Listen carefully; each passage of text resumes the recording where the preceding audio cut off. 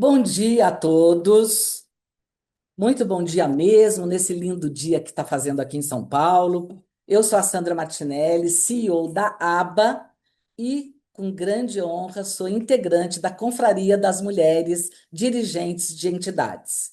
E é um prazer receber vocês aqui no que é o nosso primeiro evento da ABA de 2026, que se chama ABA Marketing Insights 2026 by GoEd.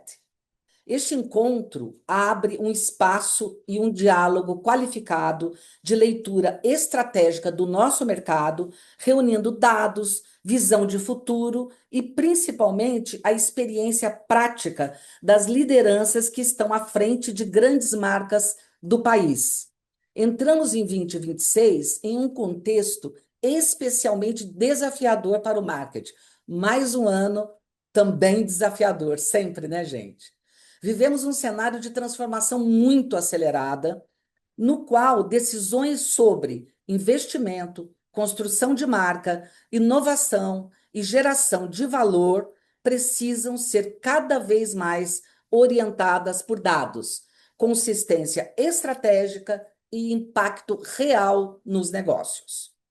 É justamente por isso que este nosso evento, esse primeiro evento do ano da ABA, o ABA Marketing Insights by GoEd, passa a existir a partir deste ano, para antecipar tendências, provocar reflexões e apoiar os nossos CMOs e lideranças de marketing na tomada de decisões mais consistentes, mais responsáveis e mais conectadas com o futuro.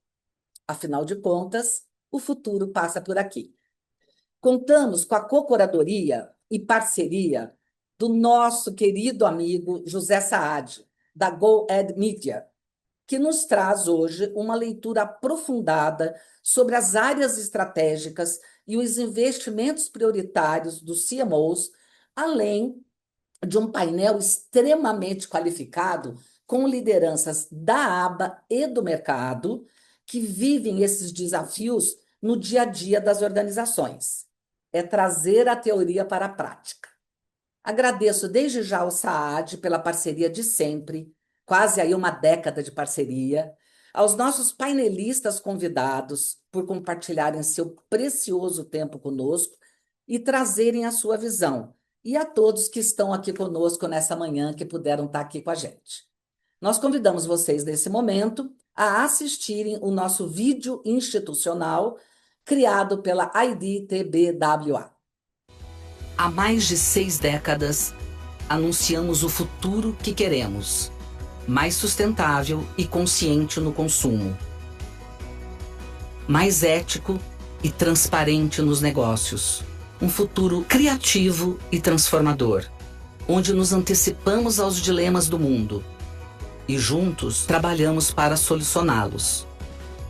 Mas sabe o melhor desse futuro? É que você pode construí-lo no presente. Faça parte da ABA. ABA, Associação Brasileira de Anunciantes, o futuro passa por aqui. Hora agora de dar um muito obrigada aos nossos cotistas, aos nossos parceiros estratégicos, parceiros de mídia e parceiros apoiadores da nossa Agenda ABA 2026. Cota prata deste evento: Globo, Haleon, Stellantis. Parceiros estratégicos que apoiam a nossa agenda total de 2026.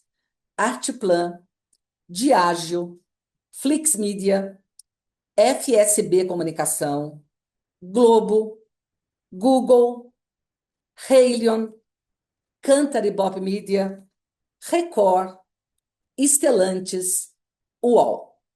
E agora os nossos parceiros de mídia: Alfa FM, Amigos do Mercado, Blog do Adonis, Exame, grandes nomes da propaganda, Grupo Abril, Grupo Metrópolis, Kiss FM, Marcas e Consumidores, Marcas pelo Mundo, Meio e Mensagem, Plurale, Propmark, Publicitários Criativos, Record News, Top FM.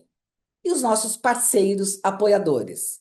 4x4 Propaganda, Amelie Consulting, Go Ad Media, Grupo Croma, Social Data e Zimes. Estamos bem acompanhados, né? Fiquem à vontade para, a partir desse momento, enviarem suas questões a qualquer momento pelo nosso chat. E, por favor, painelistas, cumpram seus tempos de apresentação combinados conosco. Afinal de contas, pontualidade é um valor da aba. E agora, finalmente, sem mais delongas, vamos dar início à nossa programação. E eu tenho o prazer e a honra de convidar o meu amigo José Saad Neto, Head de Insights da Go Ad Media. Saad, agora é com você, querido. Obrigado, Sandra. Bom dia a todas e todos que nos acompanham aqui nessa manhã. Para quem não me conhece, eu sou o Saad, sou pesquisador, jornalista especializado na área de inovação, marketing e mídia. E há 10 anos eu lidero a GoEd, que é uma rede global de curadoria na área de cultura de inovação, comunicação e marketing. Ao longo do ano, a GoEd olha para mais de 20 fóruns de negócios e criatividade e grandes festivais ao redor do mundo, e a partir de uma metodologia proprietária, extrai desses fóruns, extrai desses festivais, movimentos emergentes que estão transformando a relação entre marcas e pessoas. Essa curadoria que eu vou dividir com vocês aqui hoje é uma curadoria, para quem conhece as apresentações da GoEd, talvez ela é uma curadoria menos inspiradora e menos futurística do que as curadorias que a GoEd costuma apresentar, principalmente nos fóruns da aba. Mas ela, sem dúvida nenhuma, é uma curadoria que olha para os desafios do presente e fala e toca especialmente nas grandes dores que o líder de marketing tem hoje na sua mesa para gerenciar e para lidar. Como a Sandra antecipou, os anos têm sido desafiadores e esse 2026, no Brasil especialmente, com o cenário que nós temos, com Copa do Mundo, eleições, além de todo o cenário internacional, torna esse ano ainda mais desafiador. Nesse evento, eu vou apresentar primeiro para vocês os principais achados dessa curadoria e, na sequência, eu vou conduzir uma conversa com o Gui Martins, da Diageo, com a Alessandra, da Stellantis e com a Ana Gabi, do iFood, para a gente aterrizar um pouco todos esses insights no plano de marketing que eles têm desenhado para esse ano. Então, amanhã bem rica, bem qualificada. Essa curadoria ela foi criada a partir da aplicação da metodologia de curadoria proprietária da GoEd, que inclui curadorias em mais de 50 festivais que nós olhamos em 2025 e nesse início de 2026, 50 entrevistas realizadas com lideranças de marketing nacionais e também globais, e um Social Analytics, que a GoEd olha e faz ao longo do ano para mapear movimentos emergentes e temas emergentes que estão transformando a área. A partir da aplicação dessa metodologia, nós chegamos esse ano a uma agenda para o marketing 2026, que passa por um contexto macrotemático, um pano de fundo, uma atmosfera que dá o tom para o plano do ano, as áreas estratégicas, uma arquitetura operacional mais tática e que está direcionando os investimentos da área nesse ano, um pouco do cenário nacional e takeaways. Vamos começar por esse contexto macrotemático, que são os vetores estruturais, uma espécie de atmosfera que molda 2026. São fatores não necessariamente relacionados intrinsecamente ao marketing, são fatores até mais externos e mais amplos, mas que de alguma forma influenciam esses investimentos aqui. Em 2026, o marketing está estruturado com três forças simultâneas e que já ficam claras aí, uma vez que a gente está chegando em março. A tecnologia acelera muito os investimentos e transforma muito o modelo de negócios, natureza dos empregos, natureza das relações, saúde social e mental. A geopolítica fragiliza muito as instituições e as relações. As guerras que já estavam acontecendo, e a mais recente dessa semana, dos Estados Unidos contra o Irã, fragiliza ainda mais um ano que já é sensível e cercado de desafios. E a confiança é uma palavra que vocês vão ouvir muito aqui ao longo da manhã na minha narrativa. Ela decide a gestão de confiança, o resgate da confiança nas instituições. 2026 é um ano que traz muito mais complexidade e muito menos tolerância ao erro. Por isso, os investimentos, as áreas prioritárias e as ações estão extremamente direcionadas a partir de uma inteligência de dados e também focadas num resgate de confiança e em relações que se tornam cada vez mais significativas. Crise de confiança é um dos pontos do cenário macrotemático desse ano. Nas entrevistas que nós realizamos com 50 CMOs e nos festivais analisados no ano passado, esse é um ponto extremamente latente. De que forma, num contexto em que deepfakes e inteligência artificial, a criação sintética e as fake news e todo um cenário internacional que mina a confiança nas instituições, de que forma o marketing consegue se estabelecer e colocar as marcas nesse contexto como instituições confiáveis. Na recente pesquisa da Edelman Trust Barometer, já de 2026, o índice de pessoas que confiam nas instituições, e no caso, nesse recorte nas brasileiras, tem caído ano após ano. Esse número, que já chegou a ser de 60% 5 anos atrás, caiu para 51% em 2026. 90% das pessoas ouvidas pela Nielsen confia mais em pessoas do que na publicidade, numa pesquisa de 2025. Esses números mostram que a confiança e a desconfiança e a hesitação, elas podem custar tempo, e esse tempo custa negócio, esse tempo custa conversão.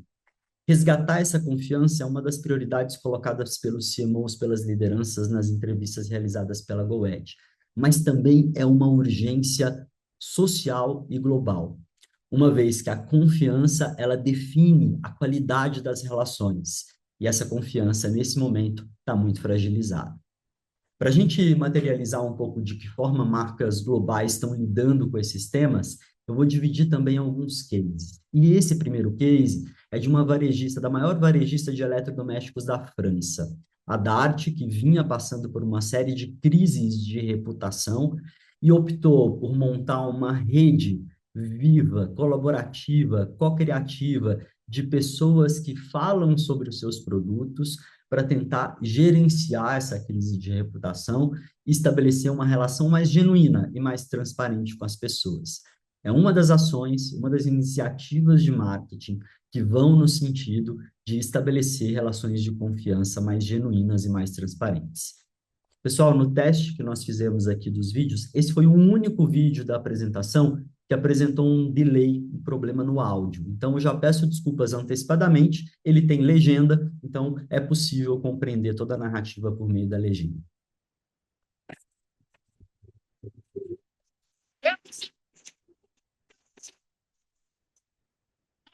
C'est parti pour durer.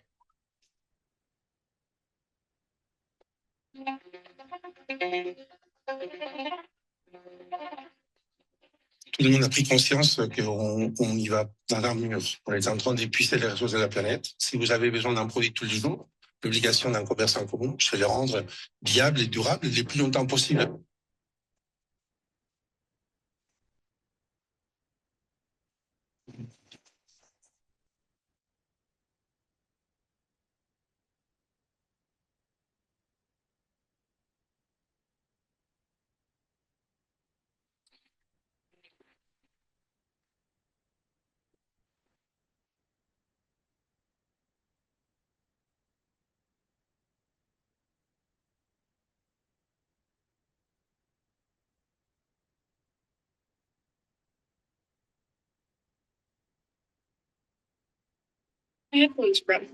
This is one of my most used appliances.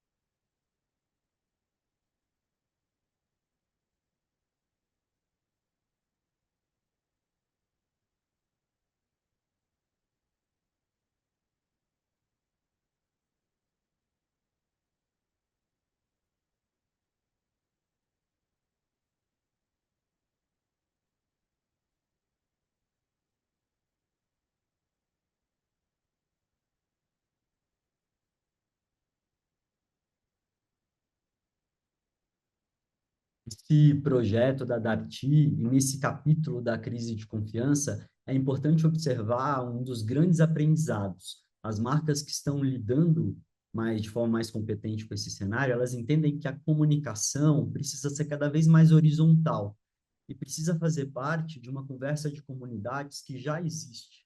Essa comunicação da confiança se estabelece na horizontalidade, não de forma vertical ou de forma de cima para baixo. Não apenas falando o que a marca quer dizer, mas principalmente com a forma que as pessoas vão entender e o que as pessoas também gostariam de ouvir. Criar essas comunidades, estabelecer essa comunicação via comunidade, é uma das formas de lidar com a crise de confiança. O segundo ponto, sem nenhuma surpresa, é a inteligência artificial, que traz mais eficiência e que cruza de forma transversal e irremediável os modelos de negócios de todas as companhias. 80% das grandes empresas já usam inteligência artificial generativa nos seus processos, segundo a Gartner, e 71% das pessoas já esperam na interação com as empresas algum tipo de personalização vindo das plataformas de inteligência artificial, das plataformas de automação. A inteligência artificial ela não é mais um piloto, ela é uma infraestrutura e, de fato, com seus aspectos positivos e negativos, faz parte hoje da transformação dos modelos de negócio, da sociedade, da política e da economia.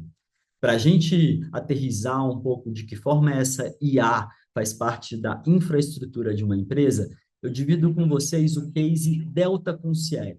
É um case da companhia aérea Delta, que usa a inteligência artificial hoje para criar e direcionar toda a experiência do cliente. Mais de 2 milhões de interações nos canais digitais da Delta permitem que ela faça de forma personalizada e individualizada o atendimento aos clientes frequentes, seja no momento da pesquisa e da compra, seja no momento da viagem, da jornada de viagem propriamente dita. O Delta Concierge é hoje um dos programas baseados em inteligência artificial mais robustos do mundo, porque ele permite simultaneamente, em escala, a personalização de forma inteligente, sensível e contextualizada.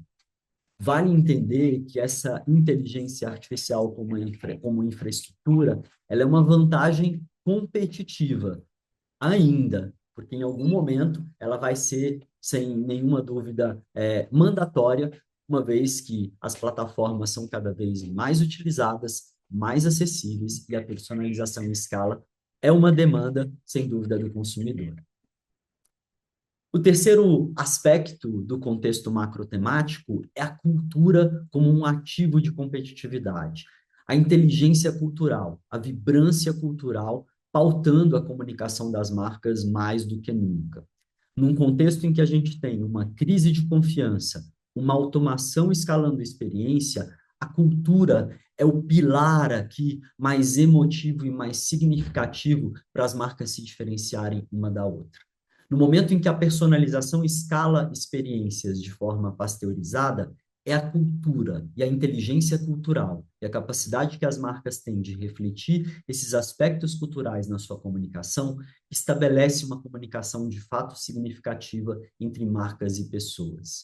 A VARC diz que quase 86% das pessoas preferem as marcas nas quais elas se enxergam. E se enxergar numa marca tem muita relação com o reflexo cultural que essa marca é capaz de expressar. E 58% consideram mais escolher as marcas que são culturalmente ativas, segundo a Kantar. A cultura é uma vantagem competitiva e é um diferencial.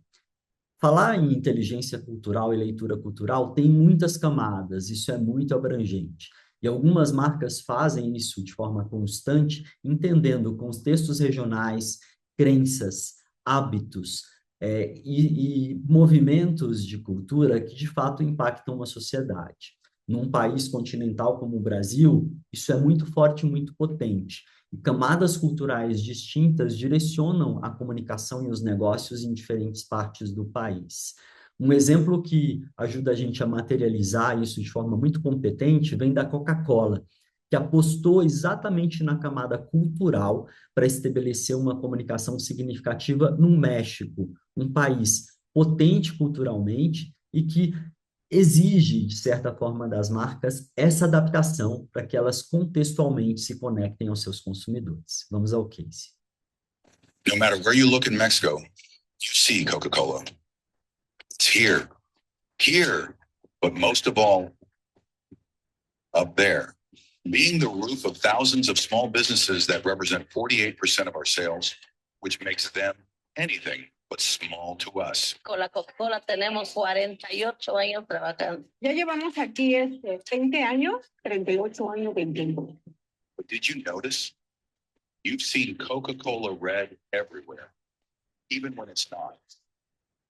Introducing Shades of Red, a final tribute to the resilient, beautiful red awnings of Mexico, honoring the shopkeepers who kept them open and the countless stories that happened beneath them.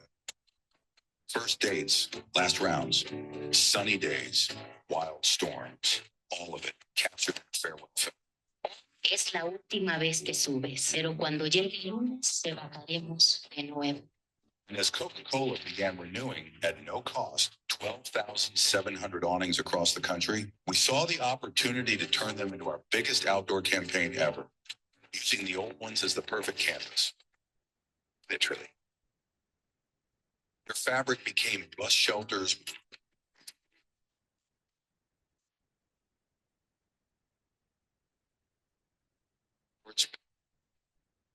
memorials at the stores, and exclusive merch. We offered those reds on social media, sharing their stories of hard work, flavor, and comunidad. More than a media plan, it was a partner plan. That's why we gave them reminders of their red, so they would never forget. Qué padre, aunque esté así mi color, me da mucho orgullo. Finally, we designed the new things to shelter the same stories as the old ones. Renewing not only the fabrics, but our commitment to shop owners all over Mexico.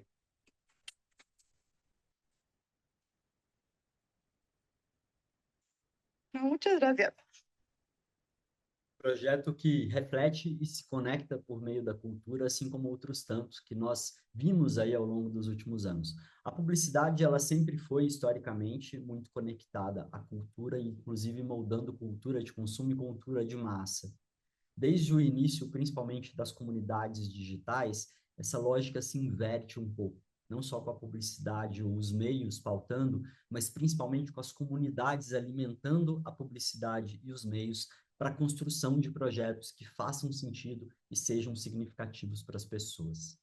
Dentro desse contexto macrotemático, nós falamos sobre confiança, inteligência artificial como infraestrutura, personalização como diferencial competitivo, cultura como camada de conexão e, principalmente, da arquitetura do marketing sendo cada vez maior do que o improviso. 2026 exige menos improviso e muito mais arquitetura sistêmica. E o que a gente quer dizer com arquitetura sistêmica? O marketing pautado por inteligência de dados e cultura exige um sistema e um modelo de operação. E para 2026, esse modelo se desenha da seguinte forma: nas interações e nas conexões marca-consumidor, nas interações consumidor-consumidor, nas interações agentes de inteligência artificial consumidor e nas interações agente-agente. Esse modelo operacional torna o desafio do marketing cada vez mais complexo, mas ele permite também, por outro lado, uma estruturação sistêmica para que o marketing atue dentro dos modelos com as disciplinas necessárias dentro de cada um desses pilares.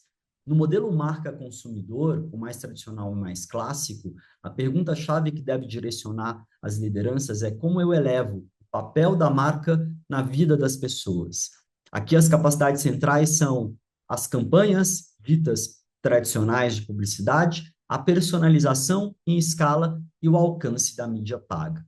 Um exemplo dessa comunicação contemporânea vem do filme Eno, um filme generativo que usa a inteligência artificial para escalar esse conteúdo de forma personalizada, independente da tela, mas é uma comunicação com um conteúdo ainda muito controlado por parte da marca, direcionando a sua comunicação para o consumidor de forma top-down. Na comunicação consumidor-consumidor, a marca cria contexto para uma comunidade interagir entre si, falando dessa marca, das suas mensagens, dos seus potenciais. A pergunta-chave que deve direcionar esse modelo de comunicação é como a minha marca pode viabilizar uma conexão real, mesmo quando eu não sou o detentor daquela comunidade. Aqui entram análises culturais, os estúdios de creators, o marketing baseado em comunidade, a cocriação e o marketing de parceria. Aqui entra a influência como um fator central e uma disciplina central no marketing contemporâneo. Um exemplo bem sucedido é da montadora Škoda, que criou, junto com o Reddit, uma plataforma de edição de reviews, onde os próprios consumidores desenham os seus carros ideais e principalmente fazem reviews das suas experiências com a marca. No modelo agente consumidor, esses dois últimos modelos mais recentes e mais contemporâneos, entra um protagonista-chave nas discussões dos festivais e dos modelos de marketing mais atuais, que é o papel dos agentes de inteligência artificial. Esses agentes e essas camadas que tomam, de certa forma, decisões autônomas baseadas numa orientação e num modelo e num repositório de dados. Aqui é como a minha marca se torna uma interface viva, já que eu tenho cada vez mais uma plataforma automatizada direcionando a comunicação. Entram aqui nessa conversa o design de persona da marca via interface de inteligência artificial, o comércio conversacional, e isso aqui no Brasil já é muito forte por conta do alcance do WhatsApp e do atendimento do WhatsApp, das interfaces do WhatsApp que já funcionam, especialmente para empresas, o desenvolvimento de interfaces que sejam zero-clique, que se estabeleçam a partir de uma conversa, assim como acontece no WhatsApp, e a construção de mundos e modelos generativos, cujo conteúdo vai se criando automaticamente a partir das interações com os consumidores. O Google Maps com o Gemini 3, com o Gemini 3, é um exemplo já de uma IA conversacional que tem uma visão computacional já de interação com esse consumidor, um agente interagindo com as pessoas. E aí, meus amigos e minhas amigas, entramos no modelo mais complexo dessa arquitetura sistêmica, que é o modelo em que agentes de inteligência artificial interagem entre si. Essa conversa, ela já ganhou corpo em festivais de inovação como o South by Southwest e o Lux na Finlândia, há 2 anos atrás, em 2024. E ali a gente começou a experimentar os primeiros modelos de uma interação agente a agente. Aqui a pergunta-chave deve ser como a minha marca pode ser otimizada por uma lógica de interação entre máquinas, com pouquíssima intervenção humana. Aqui tem um aspecto extremamente preocupante, inclusive na utilização do modelo agente-agente na camada pública e governamental. A Agência de Defesa dos Estados Unidos já tem usado esse modelo amplamente, com agentes sendo treinados e capacitados para se comunicarem entre si em situações de guerra, tomando decisões autônomas sem intervenção humana. No contexto do marketing, isso funciona num contexto de otimização de modelos generativos de produção de conteúdo. Aqui, o desafio cai também no desenvolvimento de protocolos autônomos que munam essas máquinas e esses agentes de responsabilidade para uma atuação responsável e uma orquestração multiagente que cai também sobre o desenvolvedor. O Tesla Autobidder é uma plataforma totalmente automatizada de negociação de ações de energia e é um exemplo aqui de uma das frentes aqui dessa arquitetura sistêmica. A partir dessa arquitetura sistêmica, que é como o marketing se organiza hoje, principalmente para lidar com o ano de 2026, nós chegamos nas áreas estratégicas, que é onde o crescimento é decidido e onde, principalmente, segundo as 50 entrevistas realizadas pela GoEdge, as curadorias internacionais, o dinheiro está sendo distribuído nesse ano de 2026. A primeira dessas áreas estratégicas é marca e confiança. Aqui a gente já falou um pouco disso no contexto macrotemático. A confiança, ela virou um KPI invisível e determinante, e a construção da relação que as marcas faz hoje com seus consumidores, ela precisa passar necessariamente por essa confiança, por essa construção e resgate de uma relação que se estabeleça de forma mais transparente e genuína. Esse é um dos pontos centrais que a gente vai abordar no painel hoje com as lideranças. O segundo ponto é, no momento em que a gente tem cada vez mais empresas utilizando as plataformas de automação de inteligência artificial, escalando as experiências de forma personalizada, cada vez mais padrão, qual que é o verdadeiro diferencial de uma marca para outra? E a gente volta para uma discussão da criatividade como um ativo econômico, cultural e potente de diferenciação de uma marca para outra. A criatividade que nasce da desobediência, a criatividade que nasce da análise de dados, mas muitas vezes do não, para o que o algoritmo direciona. A criatividade humana, que é capaz de diferenciar a comunicação que está sendo escalada e personalizada via plataforma. As marcas culturalmente relevantes são as marcas que apostam nessa criatividade sensível, humana e original. No momento em que ela vira uma escassez, ela vira também um diferencial competitivo. E a gente passa por esse momento, e tem muitas lideranças do mercado publicitário hoje, não negando o movimento de automação inevitável e sem volta, mas colocando a criatividade humana nesse contexto e dando o verdadeiro protagonismo que ela deve ter nessa transformação. O outro ponto, a integração da inteligência artificial em todas as camadas da gestão de marketing, mídia e negócios.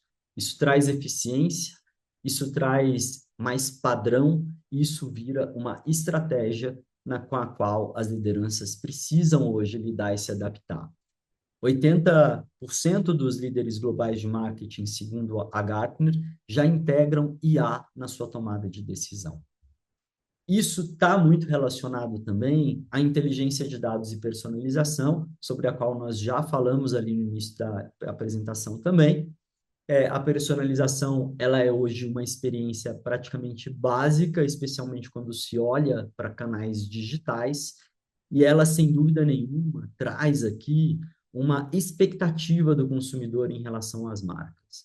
Então, o que nós temos em termos de camadas de inteligência de dados e personalização é o entendimento cada vez maior sobre comportamento humano, entendimento cada vez maior sobre as expectativas que as pessoas têm em relação às marcas e, principalmente, de que forma as marcas podem elevar a sua base de clientes, fidelizar ainda mais e expandir a relação com as pessoas por meio dessa inteligência de dados. Se a inteligência de dados é um repositório básico, a experiência é um diferencial. 83% dos líderes afirmam que a IA hoje, ela define essa experiência do cliente em escala. A marca, ela não é definida só pelo que faz, e não apenas pelo que diz, mas principalmente pela experiência que ela proporciona às pessoas. Essa semana, conversando com duas lideranças de marketing, nós estávamos falando exatamente sobre a dificuldade que algumas instituições financeiras aqui no Brasil ainda colocam para o processo de cancelamento de cartão e para o bloqueio de todos os serviços financeiros no momento que você tem um celular roubado. E aí eles fizeram algumas comparações, atuando nesse mercado, sobre 4 instituições diferentes. E mostrando exatamente que a instituição que hoje proporciona uma experiência mais ágil para esse processo de cancelamento é a instituição que mais tem crescido a sua base de clientes. Aqui, a experiência é tão importante quanto essa organização da inteligência de dados, porque ela exatamente define de forma muito funcional, de forma muito prática e pragmática, a forma como a pessoa está se relacionando com a sua marca, principalmente no momento de tensão, no momento de problema. Outro ponto é a omnicanalidade, uma omnicanalidade que já é real para muitas empresas, já não é nenhum diferencial mais, e que se coloca aqui cada vez mais como uma estratégia básica e determinante para as empresas. Ainda aparece como uma área estratégica para 2026, porque é um trabalho que não se termina nunca, exatamente porque a omnicanalidade, diferente da multicanalidade, prevê experiências integradas, contextualizadas e personalizadas nesses diferentes e distintos canais. Chegamos aqui num ponto central de 2026, que já foi muito protagonista em 2025, que é o movimento por meio do qual os varejistas organizam seus ecossistemas de canais e dados para vender publicidade. Isso representa uma nova forma de receita para as margens apertadas do varejo, mas representa principalmente uma intenção desses ecossistemas e uma intenção por parte do consumidor em estabelecer uma relação de comunicação e branding num contexto também de compra.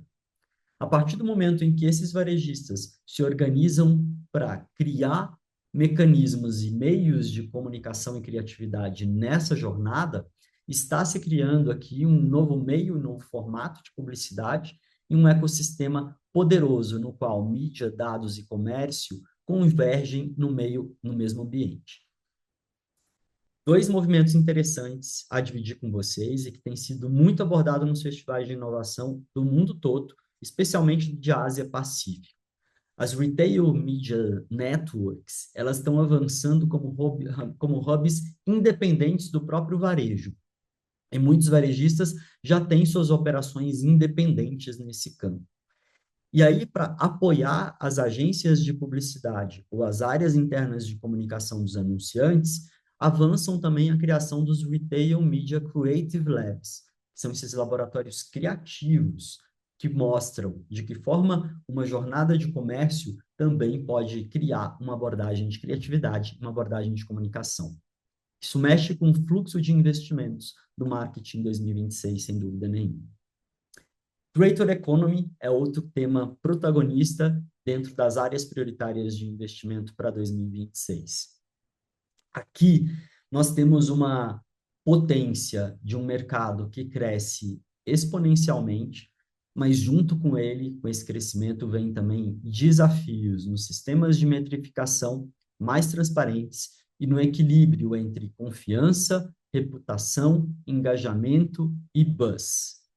Não necessariamente os anunciantes querem o engajamento pelo número, mas querem principalmente a influência que gera conversão.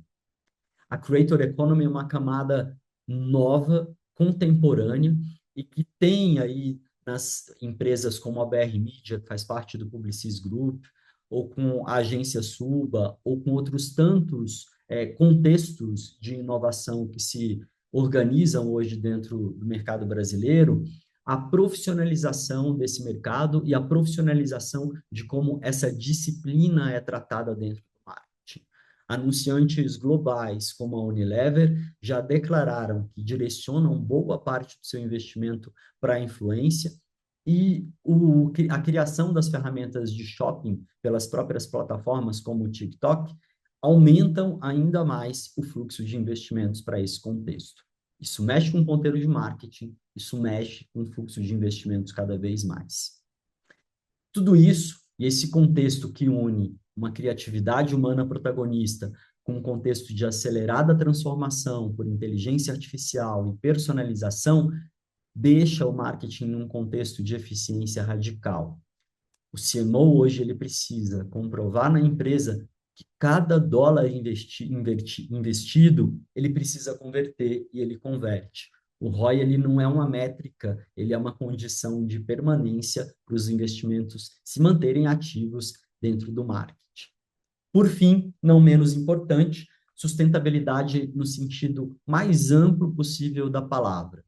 O propósito, ele cada vez mais sai da narrativa de marca e deixa de ser uma disciplina de marketing e passa a entrar no modelo de negócio. Muito se fala sobre o quanto essa pauta está marginalizada ou está colocada a descanteio. O que nós observamos, principalmente nos festivais, é que essa pauta tem sido tratada com mais responsabilidade. A sustentabilidade, no sentido amplo da palavra, ela existe porque ela é uma prioridade de negócios, ela é uma narrativa de marketing. O propósito ou a causa, ele está incorporado ao negócio ou ele é uma narrativa de marketing?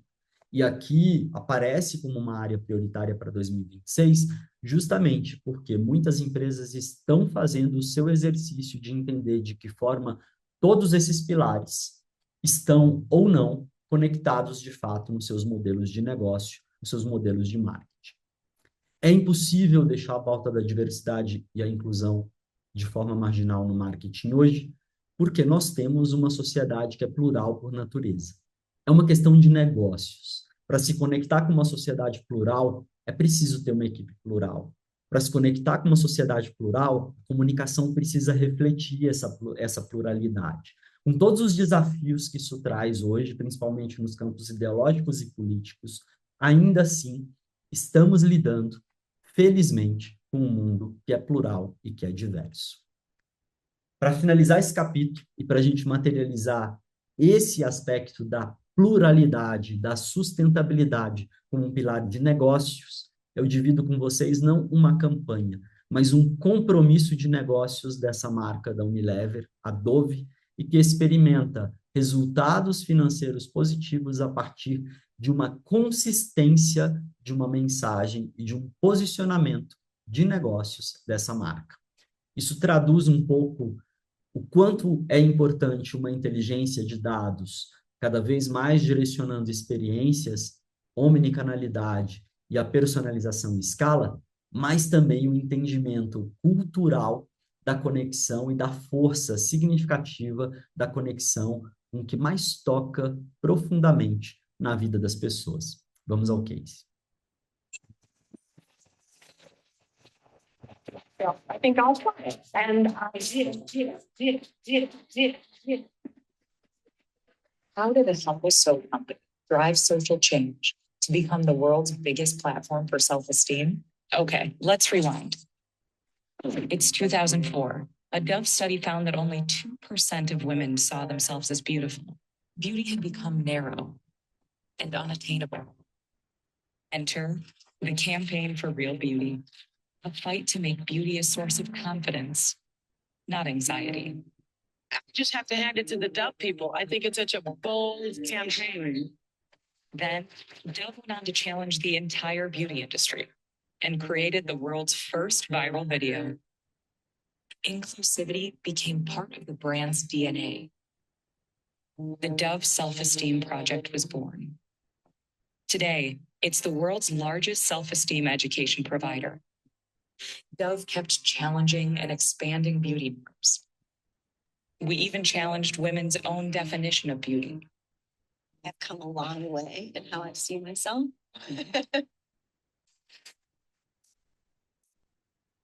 Dove took action, fighting for communities and for those who fight for us. Dove fought for change in legislation. The legislation is called the Climate Act. It would make it illegal to discriminate against Natural hair. Passing laws in 27 states and counting. Dove took on damaging filters and toxic influencers and fought for a world where everyone can see themselves.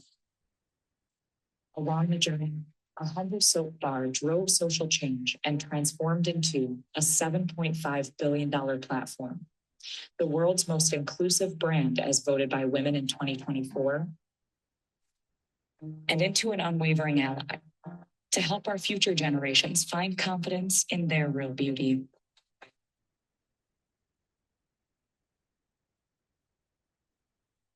A partir desse contexto macrotemático, da arquitetura sistêmica e dessas áreas prioritárias, eu chego aqui num breve recorte sobre o cenário nacional, a partir das entrevistas realizadas pela GoEd com lideranças locais. Mas eu vou aprofundar mesmo esse cenário no painel que a gente tem logo a seguir com o Gui, com a Gabi e com a Alessandra. Dentro do cenário nacional, um dos grandes desafios mapeados pela GoEd nas entrevistas é o fato do nosso ano ser tão intermitente. Nós temos Copa do Mundo, que é um evento global, mas que no Brasil tem um impacto gigantesco, eleições, que traz desafios enormes no tom da comunicação, no posicionamento pelo qual muitas marcas e muitas vezes são cobradas, e a forma como as lideranças estão planejando aí o marketing, especialmente para o período de campanha eleitoral, 10 feriados e uma alta disputa por atenção num país continental, com contextos culturais e realidades tão distintas. A atenção é um dos ativos mais disputados do ano, e quero e vamos abordar isso no painel logo a seguir. No Brasil, lideranças afirmam que o orçamento está cada vez mais pragmático. O investimento está condicionado ao retorno que esse investimento provoca. Cada uma das lideranças locais entrevistadas afirmaram que cada dólar investido precisa ser comprovado e dar retorno. O investimento é condicionado a esse impacto incremental nas vendas. O digital no Brasil, cada vez mais dominante. Os canais online como eixo central da comunicação, e mesmo no caso da TV, que tem um alcance enorme, um protagonismo enorme no Brasil, crescem os investimentos na TV avançada e nas plataformas OTT de streaming, assim como no rádio, nos meios digitais e podcasts. Vale destacar também o protagonismo das experiências urbanas no Brasil, que avançam e criam um contexto para o fluxo de investimentos maior em brand experience, que impulsiona, por sua vez, o out of home e o digital out of home. A gente acabou de sair do carnaval no Brasil, talvez um dos carnavais mais potentes da nossa história em termos de ocupação do espaço urbano. Isso mostra o tamanho da oportunidade que se tem das marcas de se conectarem culturalmente com essas audiências dentro desse espaço e dessas cidades cada vez mais ocupadas. O digital organiza esse ecossistema mesmo quando o palco é físico. A inteligência artificial no Brasil também é transversal. A IA tem sido aplicada no atendimento, na gestão do atendimento, na logística, na recomendação. A automação tem sido aí uma espinha dorsal da operação e os CMOs lidam com isso dentro das suas disciplinas também. Outro ponto apresentado no cenário nacional é a retenção como prioridade, fidelização como estabilidade de receita e crescer também retendo e fidelizando esse cliente. Antes da gente entrar no painel, alguns takeaways muito rápidos que eu quero fazer com vocês e algumas provocações e perguntas que podem direcionar a nossa conversa a seguir. Nós falamos muito sobre arquitetura sistêmica, a importância do marketing se organizar num contexto da relação marca-consumidor, consumidor-consumidor, agentes-consumidor e agente-agente. O que isso provoca? E o que isso deixa aqui como exercício, de fato, para a construção de um plano de marketing que é cada vez mais vivo? 2026 não é sobre volume, é sobre a capacidade de ler cultura e se conectar com coerência com as pessoas. Se a confiança é um diferencial e um desafio, a sua marca está sendo escolhida ou tolerada? Se a inteligência artificial é uma infraestrutura, ela está no centro ou na margem dos modelos de negócio da sua empresa? Se a personalização é um padrão, você está se conectando com o valor ou por meio de ruído? E, principalmente, se 2026 exige uma arquitetura sistêmica, a sua marca está liderando ou reagindo? A personalização, ela é escala, mas é a cultura que verdadeiramente conecta. E o equilíbrio entre automação e leitura cultural que vai gerar e gera cada vez mais essa conexão com coerência em 2026, um ano tão desafiador para o marketing e para suas lideranças. Todo esse conteúdo que eu dividi com vocês está disponível nesse QR Code, que é o White Paper Marketing Insights 2026, criado pela GoEd a partir dessas 50 entrevistas e da leitura dos festivais. Quem não conseguir acessar o QR Code, nós vamos colocar o link direto para o paper, logo aqui na sequência. Com isso, eu agradeço a presença de vocês. É muito conteúdo, é um conteúdo complexo para um ano que se revela complexo, mas que eu tenho certeza que com o papo que a gente vai ter a seguir, vai ficar cada vez mais claro de que forma isso está sendo operacionalizado na prática. Eu chamo de volta a Sandra para fazer a apresentação do painel e logo eu volto também com vocês. Obrigado. Muito obrigada, Saad. Como sempre, brilhante a sua apresentação. Não só a apresentação, mas o conteúdo, né, que toda a sua equipe captou, trabalhou para transformar para a gente aqui, para a aba, né, aqui nesse evento, compartilhar com todo o mercado. Muito obrigada mesmo. Mas agora, para aprofundar essa discussão, como você mesmo falou, nós vamos ouvir quem está na linha de frente da gestão das marcas aqui no Brasil. Então, eu gostaria de convidar para esse painel os desafios do marketing contemporâneo, o que esperar da gestão de marcas em 2026, lideranças da aba e do mercado que representam diferentes setores, mas que compartilham desafios comuns: crescer marcas, gerar valor para o negócio e navegar em um ambiente cada vez mais complexo, né, CMOs? Então, eu convido aqui a Alessandra Souza, diretora da aba e CMO da Stellantis. Pode abrir sua câmera, querida, que já está aí. Queria convidar também a nossa Ana Gabriela Lopes, que é diretora da aba e CMO do iFood. Sou super freguesa. E o nosso querido Guilherme Martins, que ele é co-presidente do Conselho Superior da aba e VP de Marketing e Inovação da Diageo.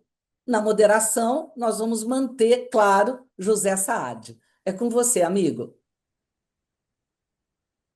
Obrigado novamente, Sandra.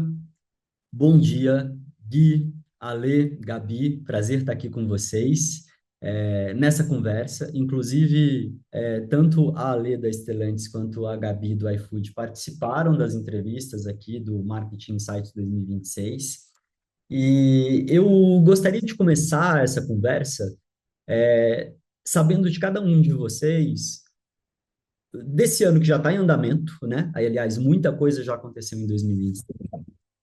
Qual é o plano de 2026, o plano de marketing de 2026? A gente tem três verticais de indústria distintas aqui, com atuações e desafios distintos, mas que se encontram na particularidade todas de pertencer a um país com desafios e contextos culturais tão distintos quanto o Brasil. Então, Gabi, vou começar com você. Olhando para o seu plano de marketing hoje, como que ele está? Ele está vivo? Ele está mutante? E quais são as suas prioridades para o ano? Considerando o mercado do iFood como um mercado que chegou concorrente, está cada vez mais competitivo e cada vez mais agressivo. Bom dia. Bom dia, obrigada, Sadi. Gui, Ale, muito bom dividir. Acho que a Ale já dividiu outros painéis, muito bom estar aqui com vocês. Obrigada, Sandra, Aba. Bom dia a todos e todas. É isso que você falou, Sadi. Acho que assim, esse ano, você falou, né, até na sua apresentação, temos eleições, temos a Copa, enfim, é um ano de muita incerteza. Acho que o cenário político, né, geopolítico global também traz muito mais incerteza aí para os negócios. E aí eu vou falar um pouquinho da perspectiva do que a gente está desenhando aqui como plano para o iFood, né? O iFood já é um ecossistema, então já há alguns anos a gente já não é só um delivery de comida, então isso foi algo que foi necessário para o negócio e também atendendo aí as necessidades que a gente vê do próprio consumidor brasileiro. O iFood é uma empresa brasileira, então assim, acho que a primeira coisa que eu queria trazer também é que o nosso foco total é um plano regional mesmo, local aqui para o Brasil, aproveitando inclusive esse momento que a gente vai ter de Copa do Mundo, que para o brasileiro é super relevante, e até no ano que vem, depois a Copa acontece aqui no Brasil, então para a gente esse é um momento também muito relevante. E aí você perguntou como é que estão os nossos planos. Eles já são vivos, né? Acho que o mercado de delivery já é um mercado que vive muito em ebulição, ele é vivo o tempo todo. Esse ano não vai ser diferente, então a gente tem essa capacidade de conseguir se adaptar conforme os cenários também vão mudando, as demandas vão mudando, então a gente, desde lançamento de novos produtos, né, ampliação de portfólio, seja até em outras verticais de negócio, não só delivery, mas também a gente está falando de fintech, mercado, farmácias, enfim, outros negócios que também estão acontecendo, então ele é um plano vivo. Como marketing, as nossas prioridades, elas estão basicamente, né, assim, parece ser basicamente simples, mas na verdade é bastante trabalho. Acho que Se eu puder elencar três aqui, continuar crescendo o negócio num ambiente muito instável, né, que a gente está vivendo globalmente e também dentro do cenário brasileiro. Então, esse já é um desafio, né? Então, a gente está falando de crescer, de incrementar, e não é só manter, a gente precisa crescer e continuar crescendo. E o marketing tem um papel muito relevante aqui, junto com o time de negócio, seja através da divulgação e da ampliação do nosso portfólio, né? Então, desde ter produtos que vão entregar o delivery muito rápido, isso já é uma tendência que está acontecendo globalmente, né? E o iFood não está fora disso, então em 15 minutos você consegue ter a farmácia na sua casa. Hoje isso já é possível, a gente vem expandindo cada vez mais para diversas categorias, para alimentos, né? Comida, mercado, enfim. Então, continuar contribuindo com essa expansão ali do negócio. O segundo é a gente conseguir estar de fato presente, intensificar essa presença nos momentos mais relevantes para o brasileiro. Então, a Copa é esse momento, sem dúvida nenhuma, esse ano, de poder estar presente. O iFood é patrocinador das seleções brasileiras, né? Também é patrocinador da transmissão na Casa TV, então a gente entende que a gente vai conseguir aproveitar bastante esse momento para estar no dia a dia dos brasileiros e, claro, oferecendo a conveniência do nosso serviço. E por último, eu acho que a parte toda reputacional, acho que é um papel nosso, assim, como comunicação, como marca e marketing, né, cuidar da reputação esse ano de tanta incerteza. O brasileiro vai estar no momento em que ele vai ter ou muita esperança ou muita frustração, porque vai depender se o Brasil como vai performar na Copa, depois na eleição é um novo momento que as pessoas vão falar, vai mudar, não vai. Então acho que a gente vai ter que cuidar muito da reputação das marcas e conseguir blindar para a gente conseguir tá nesse momento do brasileiro de uma forma que seja contributiva e não destrutiva. Legal, Gabi, super obrigado. Um belo cenário aí, principalmente dessa transformação do iFood, que é muito nítida nesse ecossistema, nesse super app, nesse ecossistema que atende a vida das pessoas em todo o seu espectro e toda a sua jornada, e um contexto de como vocês estão se posicionando num cenário mais competitivo também, né? Quero seguir essa conversa com o Gui. Gui, bom dia. A gente tem aí, especialmente no mercado e na indústria de alimentos e bebidas, uma série de transformações que sempre existiram, de mudanças de hábitos e de comportamentos de consumo. E no caso do Brasil, soma-se ao desafio dessa indústria do ano a crise das bebidas que aconteceu no segundo semestre do ano passado, a crise do metanol, e que mexeu muito com o negócio de vocês. De que forma isso influenciou o desenho do seu plano para o ano e como que está desenhado em termos de prioridades para 2026? Bom, primeiro de tudo, bom dia. É um prazer estar aqui com o pessoal da ABA, Saad, Ana, Alê, queridas amigas. Vocês estão me ouvindo bem? Só Beleza, o som tá bom. Eu acho que o que aconteceu, começando pelo acontecido, isso só mostra realmente como a gente tem que ter como pano de fundo a confiança e a reputação como um ativo e não como uma campanha, né? Isso não é uma campanha e não tem que ser nada pontual. A gente intensifica, né, num momento como esse, numa indústria, depois de ter passado pelo que passou, esse contato direto com o consumidor, esse contato direto com os clientes, para dar essa confiança de como consumir com segurança, né? Então, tudo que você falou antes, quando a gente pensa em personalização em escala, hiperfragmentação, a gente teve que fazer um avanço grande para chegar nesse lugar e dar essa confiança, para as pessoas. Isso é uma coisa que é constante, de novo, não é uma coisa pontual, mas ao mesmo tempo, quando eu penso no plano de marketing, né, teve esse momento que foi um momento duro, um momento muito difícil, um momento que exigiu muita cautela, né, e um momento onde a empresa, onde as marcas, elas são secundárias, né, a gente tem que botar o setor em primeiro lugar, botar a segurança das pessoas em primeiro lugar, né, e uma empresa líder como a Diageo, a gente se colocou na frente para implementar uma série de ações junto com o governo, junto com as autoridades, junto com o trade, junto dos consumidores, para resgate de confiança. Ao mesmo tempo, assim, o mercado de bebidas, ele é um mercado, como a Ana falou, ele é um mercado maior, ele é um mercado de socialização e é um mercado de celebrações, né? Quando a gente pensa nessa ambiguidade que a gente vive constantemente, essa ambiguidade só aumenta. Num momento de pressão, que é um momento que as pessoas estão se sentindo mais pressionadas, é um contexto mais complexo. O brasileiro ele tem uma válvula de escape para socialização maior do que outros países, né? Que estão passando por esse cenário de volatilidade, talvez mais recentemente, e eu posso dizer que é quase que a gente tira isso de letra, porque a volatilidade para o brasileiro e para o latino-americano é uma condição. A gente sempre esteve nesse contexto. E aí eu vejo muitos gringos querendo aprender com a gente aqui agora, porque a socialização começa a ser uma válvula para esse contexto de pressão que as pessoas estão passando. Estava falando do carnaval, né? O carnaval foi um dos maiores carnavais que a gente já viu, 41 milhões de pessoas na rua, um crescimento, 300 mil turistas vindo para o Brasil, passar o carnaval aqui, o São Paulo se tornando a maior praça do carnaval, seguido pela Bahia, depois o Rio de Janeiro. Então, um grande palco cultural onde as pessoas querem, né, ter um equilíbrio a esse momento de pressão. Então, o meu plano, ele se reforça na socialização, como a gente tem que estar nos palcos culturais, como isso está ficando muito relevante, onde as pessoas vão buscar aliviar esses momentos de tensão. Então, a marca certa, no palco certo, se conectando da forma correta com os grandes territórios culturais. Eu diria que isso sempre foi a prioridade, sempre foi como a gente construiu marca aqui dentro dessa empresa, e eu acho que só intensifica, como a gente pode fazer isso cada vez maior e cada vez melhor.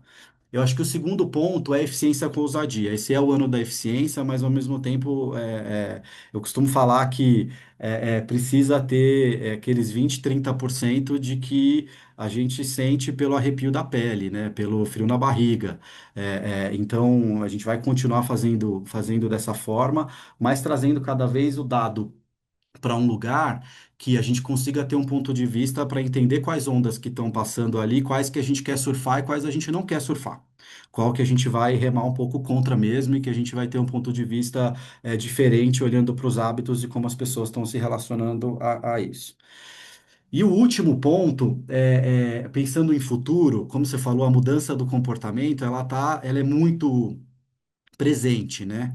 A gente tem as pessoas cada vez mais buscando um equilíbrio, mas num equilíbrio difícil de realizar na vida real, né? A gente ainda vive numa cultura de excessos, ou a gente está na balada, ou a gente está treinando todo dia, e aí chega uma tendência do atleta híbrido, por exemplo, que é quem treina, mas quem tem o seu momento que vai com os amigos tomar um drink.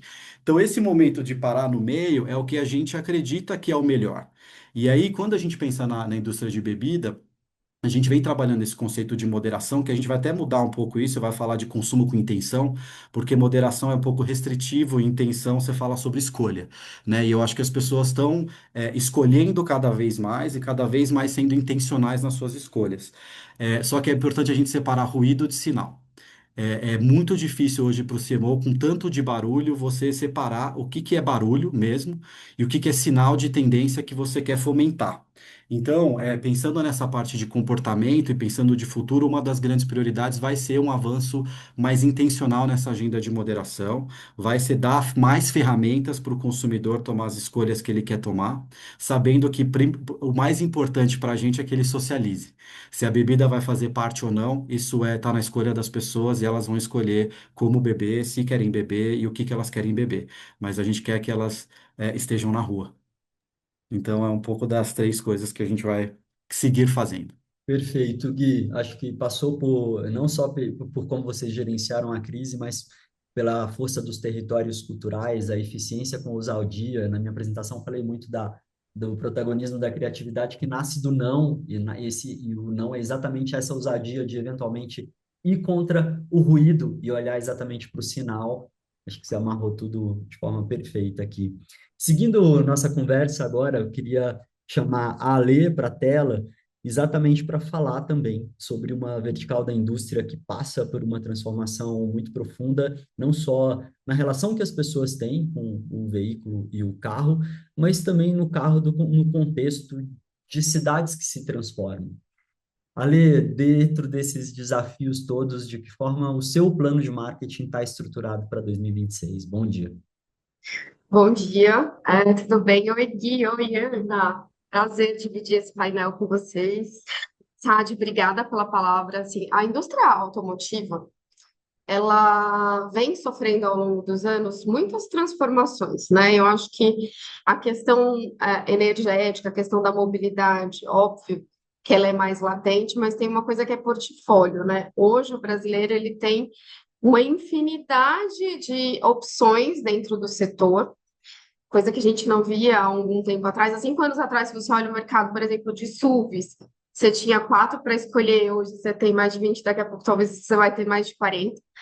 Então, ao longo, né, da nossa conversa, eu vi o Gui falando, a Ana falando sobre reputação, sobre ruído, sobre relevância. Eu falei, gente, muda o ticket médio, né? Mas os desafios, eles estão lá e são sempre semelhantes, né? Da gente conseguir sempre. Sobre reputação, eu acho que a questão da reputação das marcas, ela é fundamental e a gente tem que trabalhar isso dentro dos nossos planos, que é o plano de marketing e comunicação. Então, a força da imprensa e de como a empresa, né, o grupo se comporta diante de muitos cenários, ou até de planos de investimento, de cada planejamento das marcas que a gente tem. A Stellantis tem 14 marcas no mundo, 6 marcas no Brasil, então isso é importante de estar sempre comunicando e dizendo o nosso plano de negócio para assegurar para onde essa empresa quer ir, portanto, para onde essas marcas querem ir, como que elas vão assegurar o investimento brasileiro. O carro é um investimento caro, né? Ele sempre foi, acho que ele nunca deixa de ser um investimento tão relevante como a casa própria dentro do orçamento do brasileiro. Então, a reputação é um ponto. Mas hoje o meu maior desafio tem sido não é sobre a quantidade de dinheiro que eu coloco na mesa, mas como esse dinheiro tem realmente relevância. Então, a junção de canais, de mensuração, da criatividade que importa, daquilo que eu quero seguir, é hoje uma das discussões mais comuns que a gente tem dentro de casa. Porque eu posso ter um caminhão de dinheiro. Não é sobre isso. Se eu não conseguir sair, fazer sentido para o meu consumidor, eu me perco. E acho que aqui tem outra grande discussão que é sobre brand, né? O que essa marca é? Porque eu vou ter que fazer cada vez mais escolhas do ponto de vista de estratégia para poder sair desse ruído, para poder me conectar com o consumidor de forma correta, porque eu não vou conseguir conversar com todo mundo, sabe? Não é um filme de 30 que vai me fazer chegar no consumidor que eu quero para as 6 marcas que eu tenho. Cada um deles tem algum tipo de approach. E não é mais sobre o filme de 30, né? É sobre esse ecossistema que a gente vem falando há tanto tempo. Só que cada vez mais, a cada ano que passa, isso vem se tornando mais latente e mais difícil nas nossas discussões no dia a dia. Porque, e aí é muito curioso, né? Assim, no final do dia, a gente fizemos algumas pesquisas numa das marcas recentes que a gente lançou, as pessoas conheciam elas mais através dos influencers do que sobre o spot de TV. Então, assim, como é que a gente faz toda essa equação? Porque eu não tenho que só provar que cada centavo que eu invisto funciona, mas eu tenho que construir marca, tenho que manter o desejo, né? Tenho que construir essa awareness para as pessoas procurarem o meu produto e, ao mesmo tempo, que marca que eu busco, né? Como que eu me identifico com essa marca e o que ela é, sem me perder.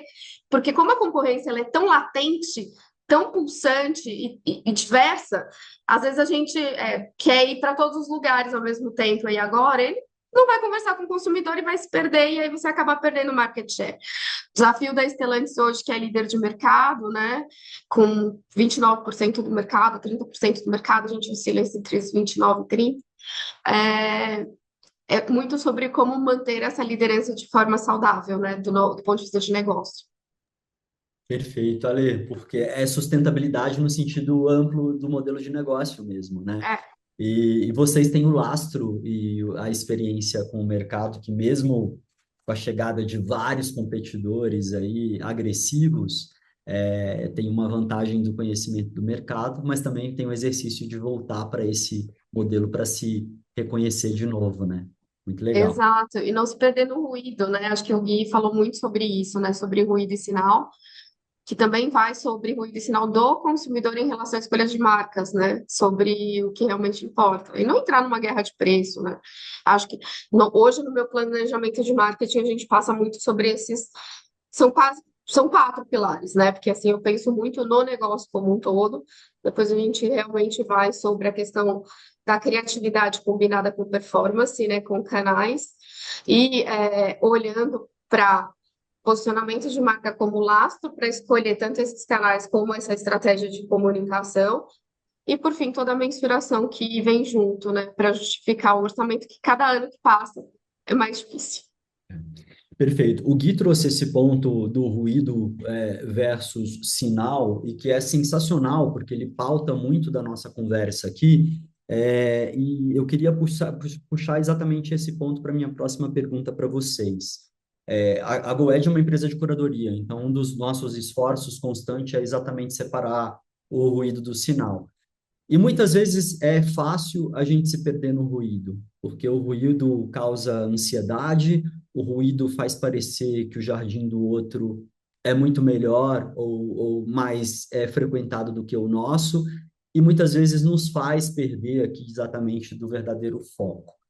E a gente tem 2 grandes eventos que impactam muito o mercado brasileiro, o consumidor brasileiro esse ano, que é a Copa do Mundo, num cenário mais positivo, das pessoas celebrarem e se reunirem, e eleições, que é um cenário extremamente sensível, delicado, e que, inevitavelmente, as marcas precisam prestar atenção em como vão se posicionar, pelo menos naqueles meses ali, naquele momento. E aí eu quero puxar de novo a Gabi para a conversa, porque o iFood ele tem um contexto super positivo, inclusive de patrocínio aí das seleções, mas eu queria que você falasse de como... Olha, temos um gatinho na live, que beleza. Gabi, eu queria que você falasse um pouquinho de como vocês estão planejando esses 2 momentos aí. Como que vocês olham para a Copa do Mundo, com todo o planejamento já desenhado, e como que vocês estão discutindo internamente passar pelo período de eleições. Uhum. Bom, a Copa a gente já vem falando desde o ano passado, assim, é um evento muito importante, né, e ele precisa ter um planejamento, mas eu acho que, assim, uma coisa que a gente está também muito consciente, igual a gente falou lá no começo, né, vai ser muito vivo o que vai acontecer. Então, o carnaval acabou, então agora a gente vai começar, né, nós vamos começar a falar mais de forma intensa, nós, que eu falo os brasileiros, né, não só as marcas, mas sobre Copa. Então agora vão ser meses falando ali sobre Copa, e dependendo da performance ali do Brasil, acho que aí o tema eleição ele vai se antecipar ou não, dependendo se o Brasil vai continuar seguindo ou não.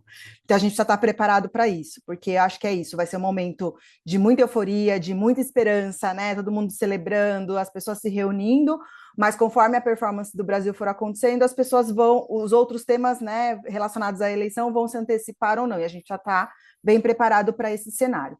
Então, assim, de Copa, o que eu posso dizer a gente está mais planejado, porque você tem os assets, né? A Copa já aconteceu outras vezes né, na história do mundo, enfim. Então a gente sabe ali mais ou menos como a gente vai navegar, apesar de alguns patrocínios serem novos. Então a gente está bem encaminhado e já estamos falando disso. Eu acho que de fato o cenário mais incerto vai ser como vai ser na eleição. A gente tem ali todos os guidelines, né, do que a gente vai fazer para se proteger reputacionalmente, como a gente vai se colocar. O iFood, por mais que seja uma empresa de consumo, a gente também tem uma pauta muito importante, né, que relacionada a regulações, enfim, que também impactam muito esse cenário político. Então, a gente tem ali todo um playbook de como que a gente vai se colocar. Mas é isso, acho que a incerteza que a gente vai ter vai depender muito do que vai acontecer na Copa. O que, para mim, é muito certo sim, a Copa é um momento de celebração, um momento que o Brasil vai estar todo mundo alegre, e a eleição é um momento muito mais de cuidado, da gente entender o que está acontecendo, como a marca ali vai se blindar e vai se proteger para justamente não entrar em polêmicas, né, e conseguir preservar ali a sua reputação e voltar para a sua essência mesmo, os seus valores, eu acho que aqui a marca ela é muito relevante, né, para aportar para o próprio negócio. Legal, Gabi. É interessante você falar dos cuidados da marca olhar para os seus próprios valores, porque num contexto de eleição tão polarizada quanto no Brasil, muitas vezes defender ou cravar o território de seus valores automaticamente te joga num campo ou no outro, né? Sem que você faça absolutamente nada, sem que apenas com você cravando qual é o seu território. Gui, como é que vocês estão planejando esses dois momentos? Obviamente que o primeiro é de celebração extremamente positivo e o segundo cercado de cuidados aí. Eu acho que tem muita coisa parecida com que a Gabi falou. Eu acho que a gente também vai patrocinar, é a primeira vez que a gente vai patrocinar a FIFA, então é um patrocínio global com as nossas marcas. Eu acho que no ponto da Copa, claro, um momento de socialização, um momento de celebração, então a gente está olhando com muita intensidade o que a gente vai fazer. Mas a gente também está tentando decodificar um pouco de como se conectar com o consumidor nesse ano que é um ano de novo, muito misto de sentimentos.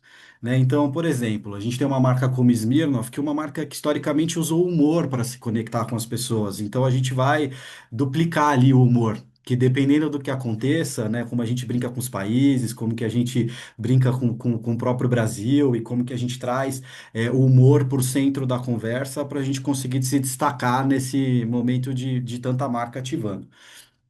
E Johnny Walker é uma marca de progresso, é uma marca que tem que falar de otimismo, é uma marca que, independente do que aconteça, keep walking, é sempre a mensagem, né? A gente tem que continuar seguindo uma marca que pode falar de tempo, né? Esse ano faz 24 anos que o Brasil ganhou a última Copa e o tempo máximo que a gente ficou sem ganhar uma Copa foram 24 anos e a categoria de whisky tem essa relação com o tempo que pode trazer essa esperança dentro de uma garrafa, né? Dependendo de como a gente vai ativar. Então tem uma coisa incrível para falar disso que a gente vai trazer.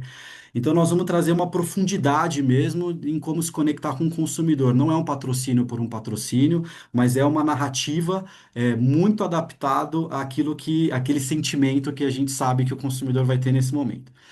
E aí, quando a gente pensa em eleição, é exatamente isso. Tem essa cautela. Mas, ao mesmo tempo, o que eu entendo é que um portfólio de marcas, quando você tem um portfólio muito misto, você consegue. A gente tem uma marca mais progressista, eu tenho uma marca aqui mais tradicionalista, eu tenho, né, diversas marcas que é para todo mundo mesmo. Então, eu não posso deixar de falar de K-pop. Eu não posso deixar de falar de progresso. Né? Tem um motivo do porquê o Brasil tem o maior equity de Johnny Walker no mundo, é porque a gente sempre foi muito fiel à forma como a gente constrói isso, muito maior do que a categoria. Então, a cautela vai estar lá, a gente tem um ponto de atenção de como a gente vai ler os sinais, os ruídos, muito perto do consumidor, mas se eu deixo de falar de Keep Walking, por exemplo, por causa disso, o backlash, o impacto é muito maior. Né? Então, de novo, eu acho que os aprendizados, até no mercado de bebidas, em outros momentos dos Estados Unidos, que marcas que tinham um posicionamento muito claro e se aventuraram para estar em outros territórios e tiveram um impacto enorme sobre isso, o grande aprendizado você tem que ser fiel ao que você é, aos teus valores, à tua raiz, à forma como você dialoga com o teu consumidor, com as tuas comunidades, e a beleza de ter um portfólio de marca que a gente consegue falar com um grande público mesmo, né? Então, outro exemplo do carnaval, a gente estava no bloquinho com o Smirnoff Ice, mas a gente estava no baile do Copa com Gold e Blue Label, e a gente estava no baile da Arara com a Sara e com o Tanqueray. A beleza de ter marcas tão complementares é que a gente consegue navegar esses momentos com autoridade e com identidade. Então, a gente continua sendo fiel e a gente acha eu acredito muito que isso é o que vai fazer a gente passar por qualquer polarização. Legal, Gui, um portfólio bem amplo mesmo e com posicionamentos bem definidos, né? Que te permite essa conexão aí com distintos perfis.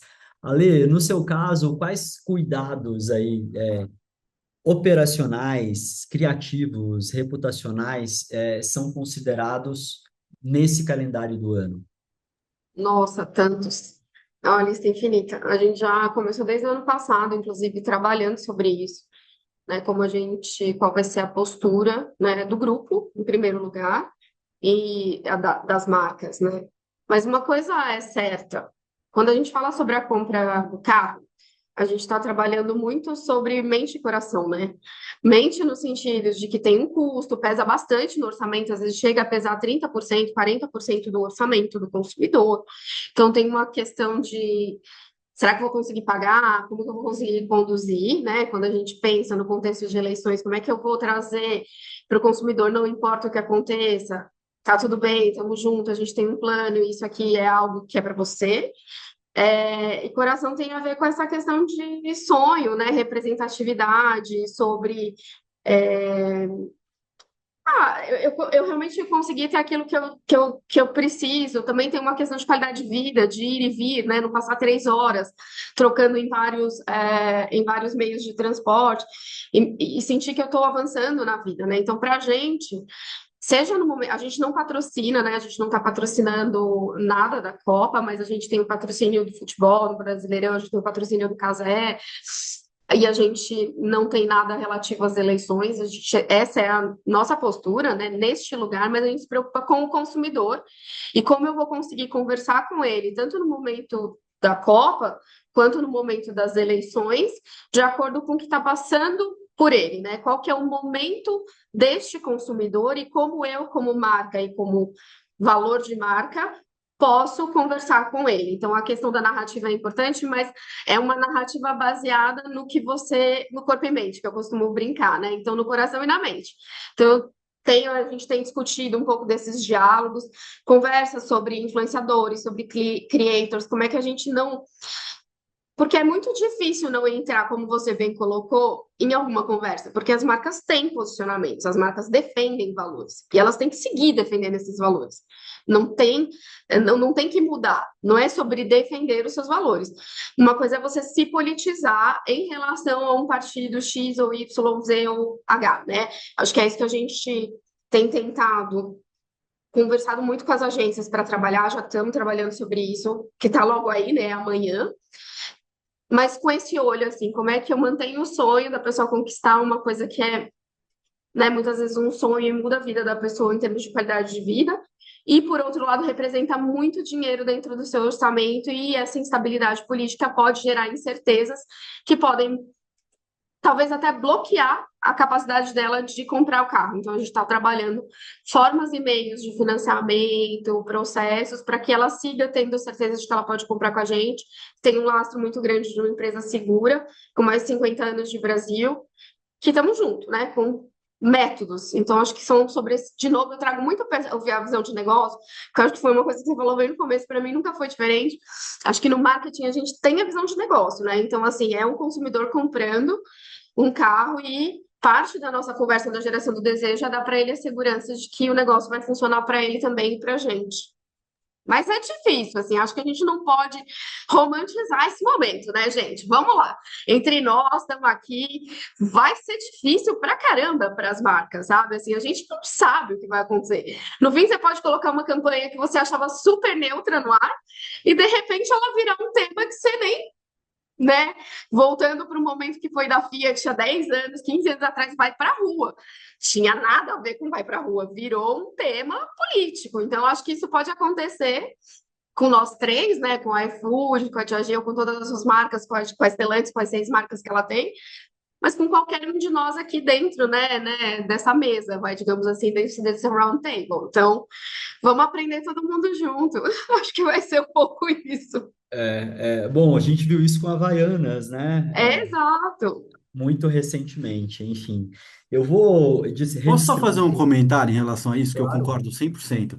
Né? Nas pesquisas que a gente vem fazendo, ao mesmo tempo, tem um sinal pequeno que a gente já começa a ver, que é a galera tá achando chato também, porque tudo vira gigante. Então eu acho que vai ter um lugar de que essas conversas vão evoluir, porque você não consegue, né? Tá difícil você sentar no bar para ter uma conversa, porque você tem que ser correto 100%, a forma como você fala, a forma como você interage com os amigos que você tem. Então, eu acho que também vai ter um outro pêndulo que da gente ser mais imperfeito mesmo, das pessoas se permitirem errar de novo, que você não vai conseguir acertar tudo. De novo, eu acho que está super polarizado, vai ser muito difícil esse ano, de verdade, mas tem esse sinalzinho de que tá chato. Às vezes você quer tomar um negócio, beber um chinelo, pedir uma comida, entendeu? Só isso. Então, Por mais que a gente esteja, que eu esteja provocando vocês aqui sobre medidas já adotadas ou planos já definidos, isso é extremamente vivo, né? E isso vai ser ao longo dos meses de Copa e principalmente eleições extremamente vivo, porque você não coloca uma campanha na rua para ela politizar ou polemizar, né? O objetivo central não é esse e acaba acontecendo.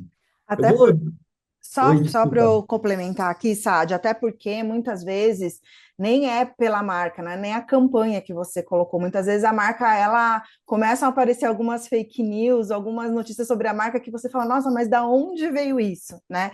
E aí o nosso papel é justamente, e as coisas tomam uma proporção muito grande, aí você fala, mas não é nada disso. Então, acho que a gente também tem um papel às vezes até reativo, né? Porque você não sabe nem o que pode aparecer em relação à sua marca, porque não é só a campanha que você coloca, porque ali, bem ou mal, você tem um controle, né? De alguma forma. Mas você não consegue controlar o que pode aparecer durante esse período em relação à sua marca, e principalmente aquilo que não é verdade, né? Perfeito. Gabi, eu vou aproveitar a sua fala para te fazer a próxima pergunta. Eu vou redistribuir elas um pouco aqui por causa do nosso tempo. Eu vou fazer uma para cada e não mais essa dinâmica da mesma para os três. E para falar sobre confiança, Gabi, nas curadorias, ao longo de 24 curadorias que a Goethe fez ano passado nos festivais, nós mapeamos de forma muito transversal a preocupação com resgate de confiança e a preocupação, principalmente de lideranças de marketing, em gerenciar narrativas que são criadas em torno dos seus mercados ou dos seus produtos. Vimos alguns projetos premiados muito bem-sucedidos ano passado, o de Vaseline é um deles, que criou uma rede de comunidades ali para contornar fake news sobre o uso do produto no TikTok. A gente tem deepfake, a gente tem uma concorrência mais acirrada e a gente tem as narrativas que surgem das redes. De que forma internamente vocês lidam hoje, sob a perspectiva do marketing, com essa gestão de reputação? Uhum. Tem pessoas dedicadas, tem um monitoramento constante, tem uma reação rápida? Como que isso é gerenciado hoje dentro de casa? Deixa eu falar um pouquinho sobre como é a minha visão sobre o resgate de confiança e as marcas aqui, né? Acho que quando você fala de confiança do aspecto mais amplo, é muito difícil, assim, a gente não vai conseguir resolver todo o problema de não confiança que está acontecendo no mundo, enfim, de cenários mais amplos que vão além da marca. Mas eu acredito que as marcas, elas podem fazer o papel delas. Então, aonde elas permeiam ali, aonde elas chegam no consumidor, elas precisam garantir que confiança virou um atributo quase que obrigatório, né? Então, é igual a gente fala de qualidade, o mínimo que você precisa entregar é um produto, é um serviço de qualidade, a confiança também ela passa a ser nesse lugar. Então, quando, né, o Gui contou da crise que teve ali das bebidas, era uma crise de confiança, então é importante a marca ali se posicionar e falar, olha, você pode continuar confiando na gente, eu vou te garantir que você vai ter, que você não vai correr nenhum risco. Quando a gente fala no carro, né, e muito se fala de atributo de segurança ali, de carros, de automóveis e tudo mais, mas confiança também é importante, né, o consumidor precisa ter aquela confiança de que pelo menos naquela marca, eu vou ter meu problema resolvido se eu tiver. E a mesma coisa quando a gente fala de delivery, né, ele precisa confiar que a comida dele vai chegar da forma correta, como ele pediu, que se tiver algum problema ele vai conseguir fazer o reembolso dele, toda a jornada dele passa por esse lugar de confiança. E aí, para mim, que é onde a gente, de forma prática, né, nós, CMOs, né, do marketing, a gente consegue atuar, que é garantir que essa experiência do consumidor, onde a gente tem essa relação direta de marca e consumo, a gente consiga entregar confiança, né? Acho que é nosso papel, assim, a gente precisa entregar confiança, não dá para o consumidor não confiar naquilo que ele está consumindo.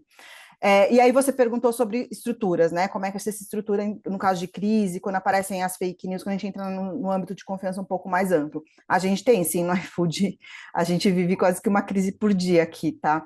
Então, a gente tem, sim, a gente tem um time dedicado, é um time que está o tempo todo monitorando, é o time todo que o tempo todo está olhando, e é um time multidisciplinar, então, que envolve políticas públicas, PR, marca e outras lideranças da empresa, e que é um time preparado para lidar, enfim, por diversas situações, e também nesse ano mais incerto também. Então, é um time dedicado, sim, que olha para a reputação, que cuida disso, e a gente acha isso importante, porque a reputação, a marca, né, não só os atributos comerciais, publicitários, enfim, mas a reputação da marca, ela é muito relevante, principalmente nesse cenário de não confiança nas instituições, nas pessoas, né? Então, a marca, ela precisa ter um olhar bem específico e dedicado para isso. Então, por isso a gente tem um time, sim, dedicado.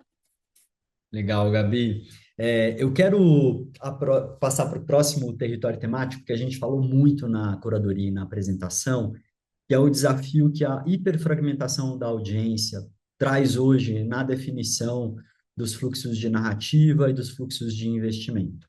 E aí eu vou fazer essa pergunta especialmente para a Lê, que tem aí um desafio da mudança da jornada de compra de um carro, que 15 anos atrás era uma jornada mais previsível, que passava muito pelas visitas das pessoas às concessionárias.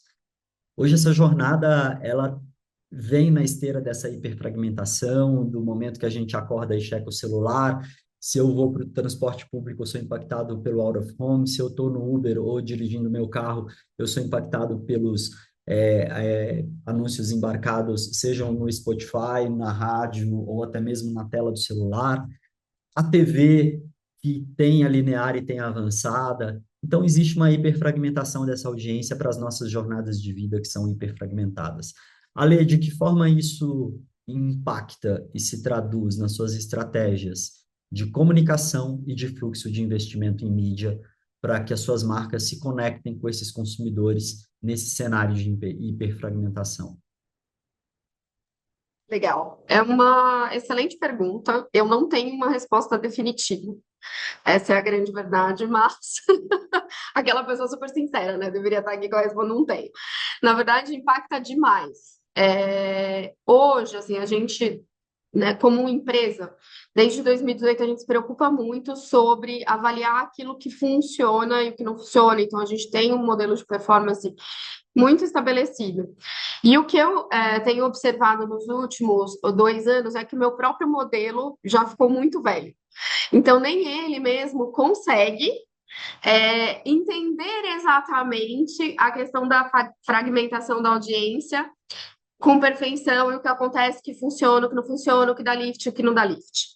Então, esse é por isso que eu falo que eu não tenho uma resposta perfeita. O que eu tenho feito muito, e aí eu acho que todos nós aqui é voltado muito para com quem eu quero conversar e como essas pessoas estão consumindo as coisas. E tem gente que consome mais out of home, sei lá, nos lugares premiums, porque ele passa de carro mais vezes, outros que estão andando mais de metrô, trem, então agora quem quiser no metrô no trem de Pinheiros vai ter lá o impacto da Fiat com o Lola.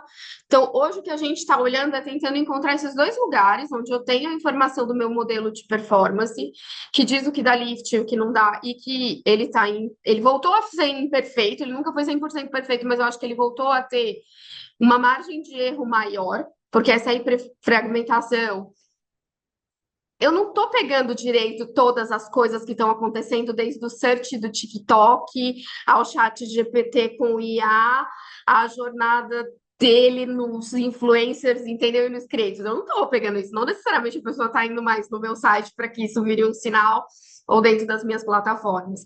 E, ao mesmo tempo, eu tenho trabalhado muito com os parceiros de pesquisa e de tendência para entender como os consumidores e os consumidores com quem eu quero conversar para cada marca têm consumido meios, quais são os caminhos, quais são as jornadas. E aí teve uma pessoa aqui que perguntou sobre cinema. Cinema, para mim, sim, voltou a ser uma plataforma importante. Tem uma parte do meu consumidor que vai no cinema. E em algum momento eu vou ter a atenção dele, que não é sobre aqueles primeiros 30 segundos. Então, às vezes está dentro de um product placement, dentro do conteúdo, dentro do filme. Então, hoje, eu estou em momento de reaprender muitos dos caminhos pelos quais a gente conversa com o consumidor e como, né? E por isso, de novo, não é sobre a quantidade de dinheiro que eu tenho, mas como eu vou conseguir pegar ele no momento de atenção e no local correto. E aí varia demais, assim. E às vezes funciona para uma marca, não funciona para outra, e é o mesmo lugar, e parece o mesmo perfil de cliente, mas não é.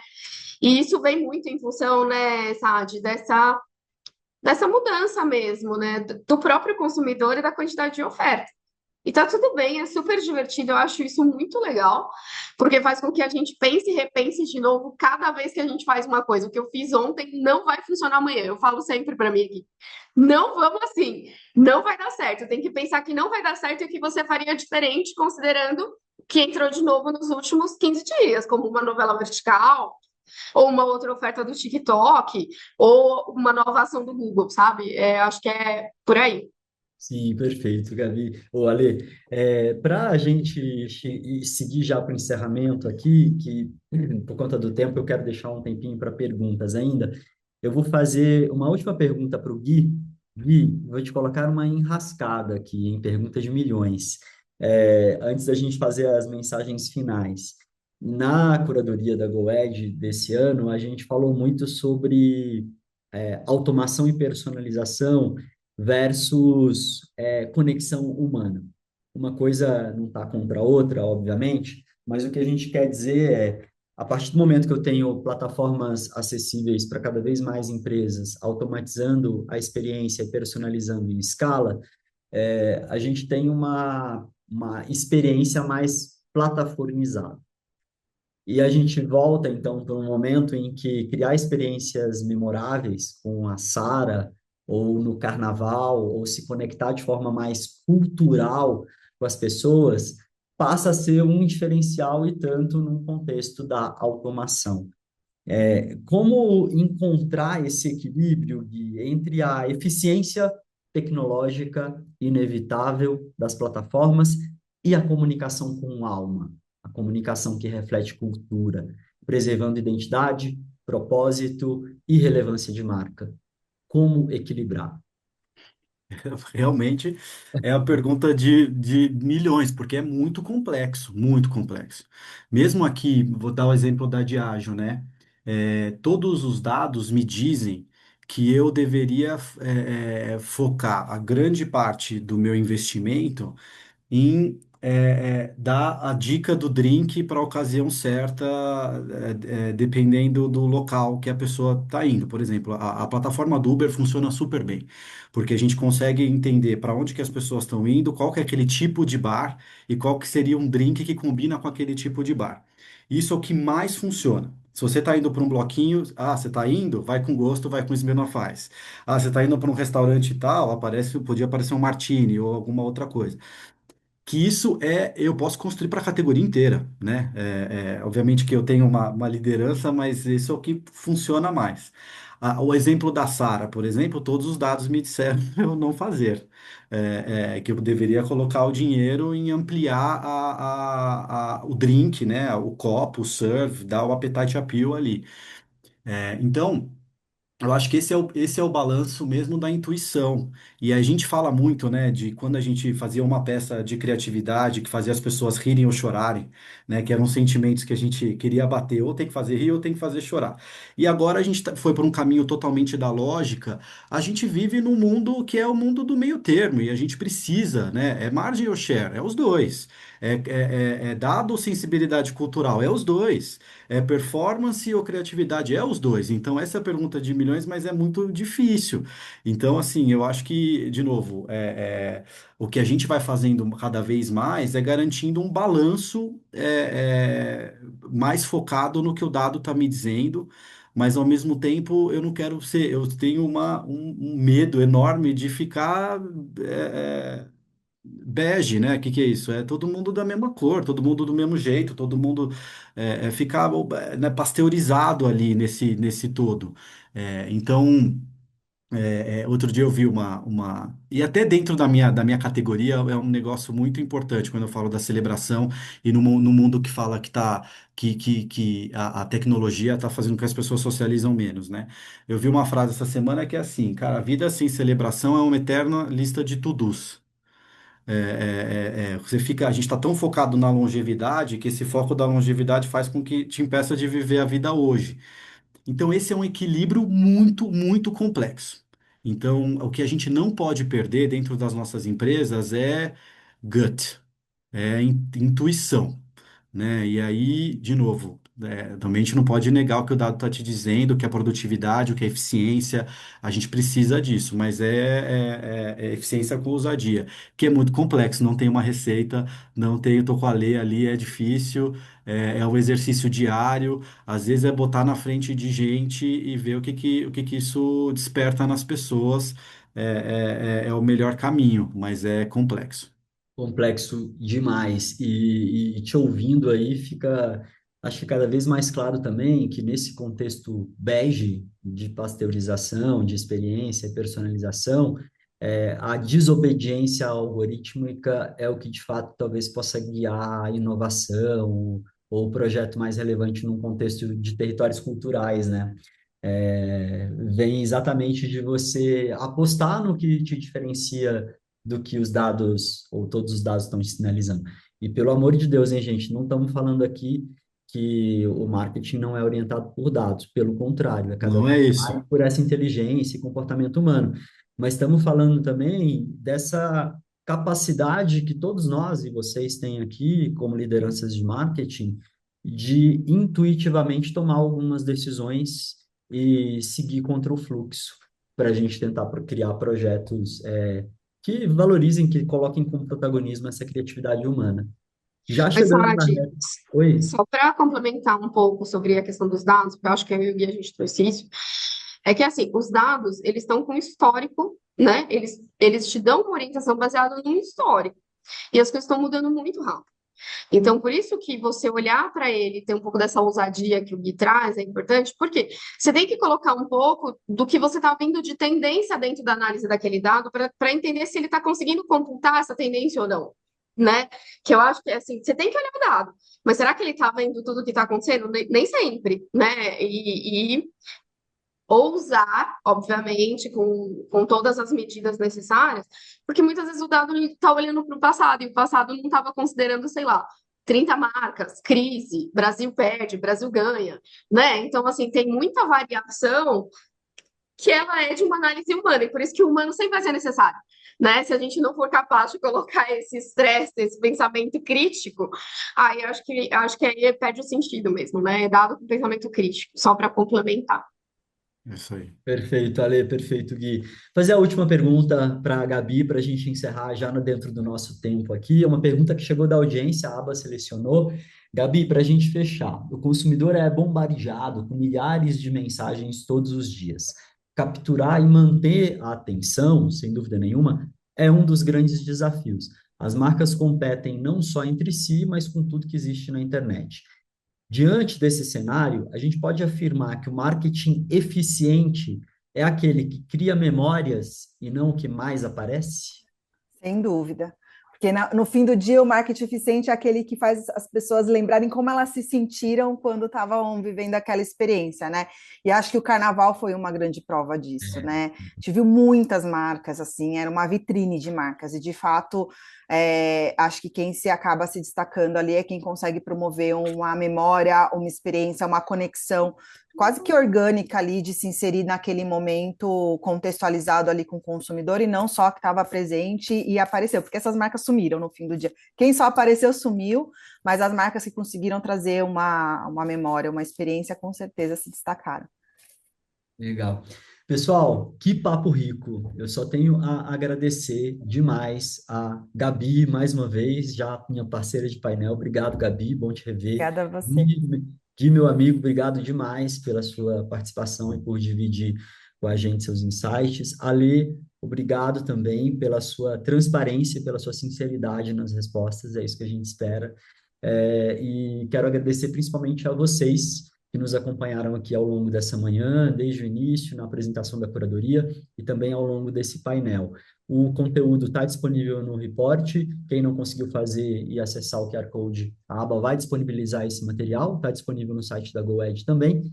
Quem estiver em Austin, eu já convido de antemão aqui, né, Gui, para participar e atender o seu painel, que junto com a WGSN vai falar exatamente sobre esse contexto de consumo na era da moderação, do equilíbrio. E quero agradecer mais uma vez a ABA pela parceria e devolvo a bola para você, Sandra. Obrigado, gente. Até. Muito obrigada, Saad. Aprendi um monte, fiquei aqui anotando várias dicas aqui para as agendas dos nossos comitês. Queria te agradecer muito por trazer esse conteúdo para nós.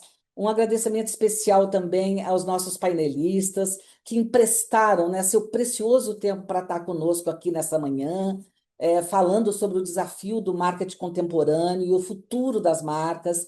Eles são nossos líderes aqui na aba também, então Gui da Diageo, Alê da Stellantis e Ana Gabriela da iFood, muito obrigado pelo seu tempo, que vale milhões, né? Se tem algo que fica claro hoje nessas discussões é que o papel de marketing nunca foi tão estratégico. As decisões dos CMOs impactam diretamente crescimento, reputação, inovação e sustentabilidade dos negócios no longo prazo. Nos vemos no dia 23 de julho, todos convidados, no Abacane Insights by GoEd, novamente com nosso amigo, né, José Saad, aqui também. Muito obrigado, um ótimo dia para todos. Tchau, tchau.